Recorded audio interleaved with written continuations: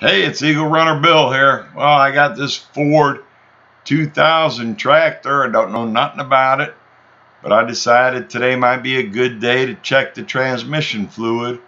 My PTO is popping out of gear and I'm wondering how my fluid is. And that's the level plug. You pull that out and you're supposed to fill the oil in that filler cap right there until the oil starts coming out of that level plug. So anyways, I figured I'd check the level today and see what my trainee fluid looks like. So I think I'm out of level ground here. I've got it all set up. I think I'm pretty level.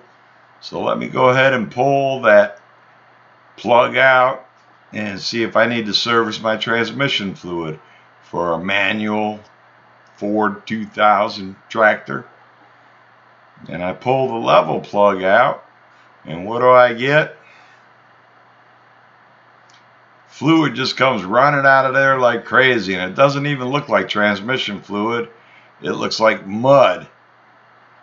Well, I better look into this, and I think I better change out this transmission fluid as soon as I can. But that didn't look very good.